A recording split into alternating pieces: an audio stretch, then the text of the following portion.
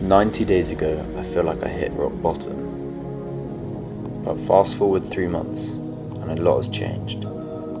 This is my journey, and the story of how I transformed my life in just 90 days.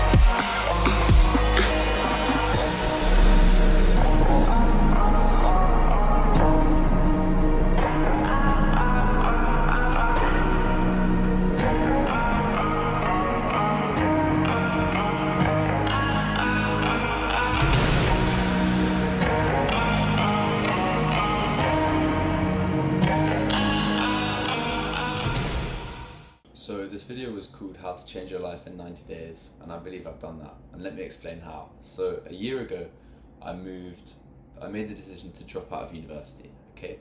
I wasn't really that happy at university, to be honest, and when I finally started making some money off this channel, I just took the leap, and I thought, let's do it, right?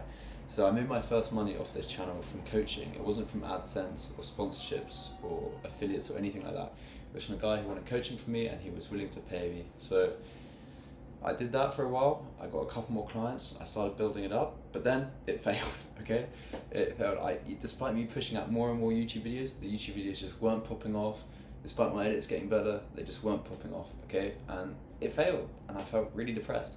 And then I realised I don't want to go back to university. I don't want to do some shitty job in England.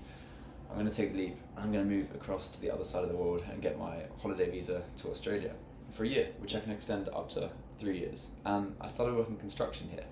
And the moment that the switch in my brain really flipped was when I saw this builder I was working with make more than my entire monthly income based off one job that took like an hour to complete. It was putting up some scaffolding to fix a leak, okay? And I thought, fuck, I'm in the wrong industry. Like, I like being physical. I like, doing stuff in my body. Like, I'm just gonna do this, okay? So I went balls deep with it. I worked with a bunch of different builders and have learned a bunch of stuff.